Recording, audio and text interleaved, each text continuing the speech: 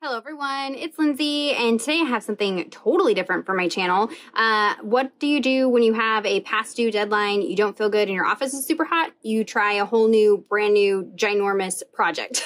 So that's what we're doing today. I am working with the new Tori collection from Felicity Jane, and I was obsessed with the floral paper from this collection, and I knew that I needed to do something where I could enjoy the florals. So I just had these white canvases just sitting in my office that I had for another project, and I've been kind of intimidated, and I thought, you know what, this is the perfect time to do that and make kind of a decor piece for my office where I can enjoy these florals all the time, not just when I open my Bible or open my scrapbook or something like that. So I've gone ahead and pulled out the die cut alphas from the Tori collection and mixed them with the puffy alphabet stickers from Tori, and then I pulled out some essentials pink alphas and spelled out this phrase that I found on Pinterest. It goes along with Psalm 147:3. It's kind of like a shortened, condensed take on the full verse of Psalm 147:3. It says, "He heals the wounds of every shattered heart." And I just thought that this would be a good piece to have in my office. So I'm going to use some matte gel medium. This is like a glue. I don't typically use Mod Podge. I've had issues with Mod Podge becoming sticky in the past, depending on what climate you're in. And so my go-to is just matte gel. It works better for me. And so you can use it to prep things, but it's also meant to be like a glue. So that's what I'm going to be using to kind of decoupage these paper pieces on here. It will also be what I use to glue everything down. These are sticky stickers, but I want to make sure that this stands the test of time. So I will be making sure I add glue to like everything that goes on here to make sure that it stands up. For the background, I am going to do a little bit of painting. And so I pulled out a variety of distress paints. These are permanent once they are dry. Unlike most other distress products, their inks and things like that are not permanent when dry, but paints are. And so I could spray seal this if I need to, but I don't think that I will. I'm a little bit hesitant with how much paint it's going to take to cover this canvas, but we'll just kind of see how that works.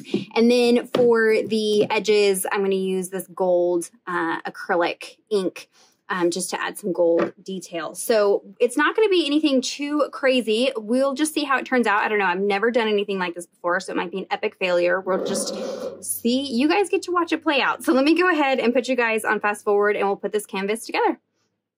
Okay, so we're going to start with the background of the canvas, and this is an 11 by 14 white canvas, and it's probably already prepped, but I am adding some white gesso to the background. And the paints I'm using, again, are distress paints, and they work better with water or moisture added to them. So I also want my background to be nice and soft. So by giving myself a wet white background to start on helps the other colors blend in. So I'm just using the biggest paintbrush I have to apply a thin layer of the gesso just to the front of the canvas. I'm not worried about the edges. And I'm trying to work pretty quick because I want the gesso to stay wet as I add in my paints. Now, I do have a selection of acrylic craft paints, but they're just not good quality. They don't have a great finish, and I much prefer the finish of these distress paints, and they're much more fluid, so they're easier for a background like this that you want nice and blended. So you can see here I'm starting out with some speckled egg distress paint. This is the newest color from the distress line, and it matches perfect with that kind of minty blue that is in the Tori collection. And I'm just picking a little bit up on my brush and then blending it in with that white gesso. And as I need to, I can pick up a little bit more gesso on my paintbrush as it starts to dry. That way it'll help blend in that blue.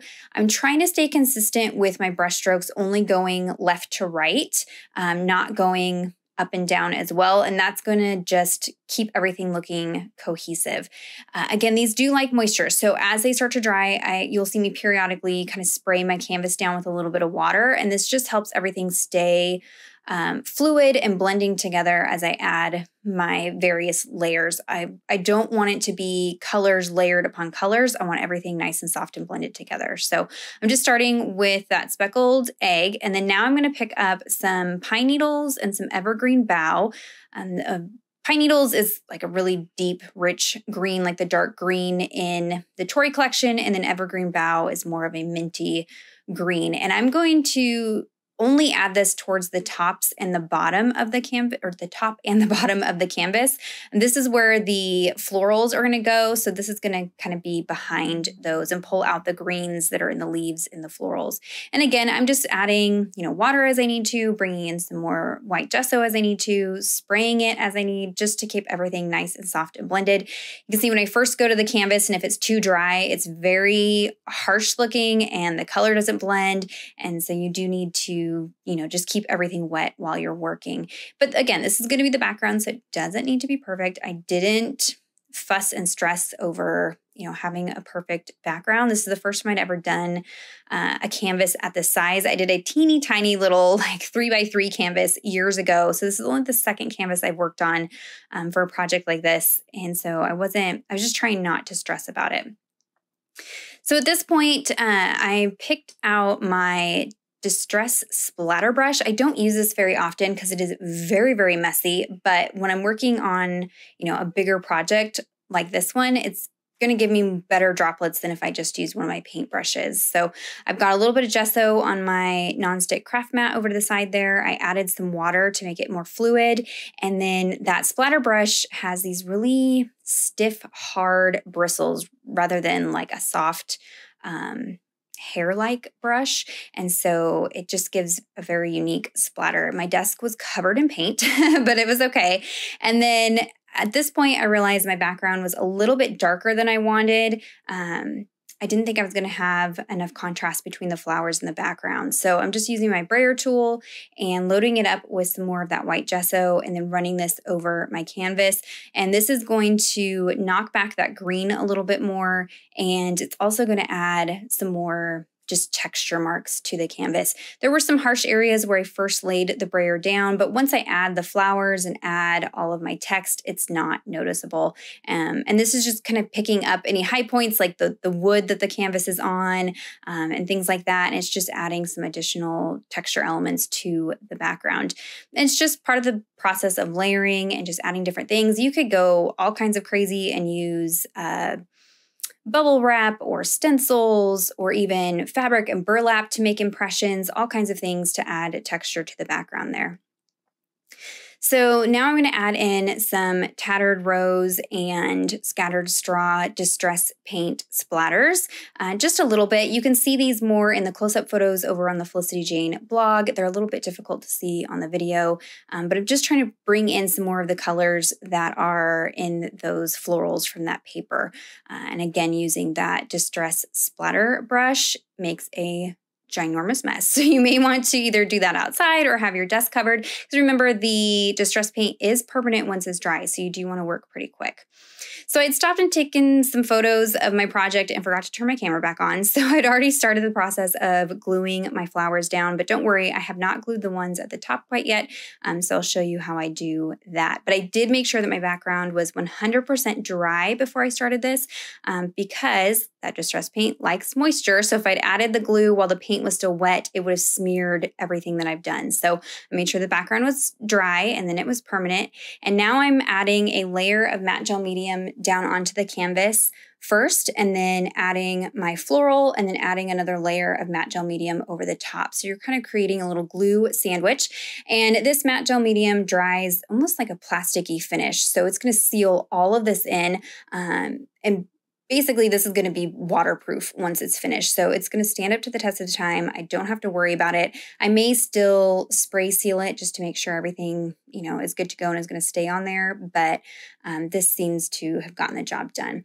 I am occasionally spraying a little bit of water because my matte gel medium was starting to dry out. It had been in my cabinet for a while. And so the water just kind of helped it blend a little bit smoother. And when it goes on, it's a little bit foggy looking, but it dries completely clear. So don't stress. At this point, it looks a little bit foggy on the florals, but it will dry completely clear and you won't even really see it. And again, I'm trying to keep my brush strokes going from left to right. Even though the matte gel medium is clear, you will still see some of the texture from those brush strokes. And so I just want everything going in the same direction as the paint in the background. So at this point, I have this big floral at the top, but I end up actually turning the canvas around and letting this be the bottom of the canvas once I started adding my my letters and things. But the nice thing about these floors is it didn't really make a difference what the top and the bottom was. But you can see, again, I'm just adding a layer of glue to the canvas, and anywhere, where the flowers are going to be, adding that paper floral down, and then adding another layer of glue over the top. And I'm being pretty generous with the glue. I want to make sure that it is covering every bit of the paper and making sure that it has good contact with the canvas, that nothing's, poking up or going to curl up or peel off as this dries or as this goes, through time. So now I can start adding all of my letters. I did pull out a T-square ruler just to make sure everything is straight, especially on a piece this big that's going to be, seen all the time. I want to make sure that everything is lined up straight. So I've got my large die-cut letters from the Tori collection that I'm putting down first. And then I have added all of the other stickers onto some wax paper. That way I can position things and make sure it's where I want it to be. Don't fret, the word shattered, I end up spelling correctly before I stick it down on my canvas. At this point it is misspelled, but don't panic. It is fixed by the time I get it on the canvas. But having it on the wax paper just allows me to kind of you can see here, shift and move things around and make sure that my spacing is good before I commit to sticking the stickers down.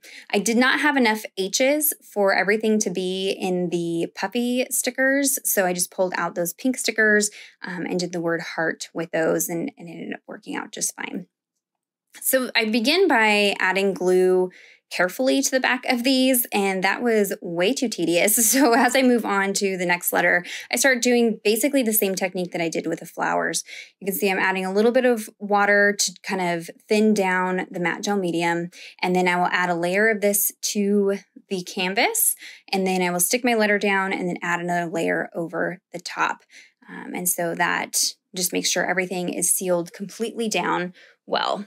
So I did the same thing for all of the alphabet stickers. I did not apply glue to the top of the alphabet stickers. They are only glued to the bottom.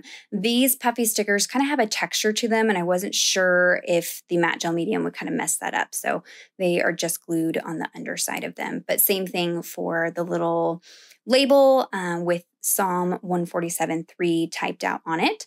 And then I made sure everything was 100% bone dry, and I lost some definition from these letters and the background. They were too close in color. So I've pulled out some bleed proof, Dr. Martin's bleed proof white. It's like a white acrylic paint. And I just use a tiny detail brush to add that around the edges of every single letter on the canvas to help it stand out from the background. And then now I'm going in and adding the last little detail is that gold ink, acrylic ink. And it did take 2 layers. It probably could have taken a 3rd layer, but I wasn't too stressed about it. Again, I was just keeping this a very informal project, and I'm just adding it to the edges. If you wanted to be extra fussy, you could probably tape this off so that you had nice straight edges. But I let the gold kind of wrap around to the front just a smidge so that you could see little peaks of gold on the front of the canvas. But again, just using a flat paintbrush to apply this. And by the time I went around once, stuff was starting to dry, and so I could just go ahead and add a second layer of this ink just to intensify. Metallics can be a little bit tricky to work with, and I found that this is way better than like a metallic paint. These metallic inks are just more pigmented and more metallic than some of the paints that I've tried in the past, but it is very fluid, so it does take several layers to get it built up in intensity. So I'm just going to go ahead and add that second layer onto the edges, and that is pretty much going to be it for the project. So if you have any questions or comments, be sure to leave those down below. Be sure to check out the description box for links to everything that I used, and head on over to the Felicity Jane blog to see close-up videos of today's project. Give this video a thumbs up if you enjoyed it. Subscribe to my channel if you're not already subscribed. Be sure to click on the bell notification button so you don't miss any future videos from me. And until next time, thank you so much. Bye-bye.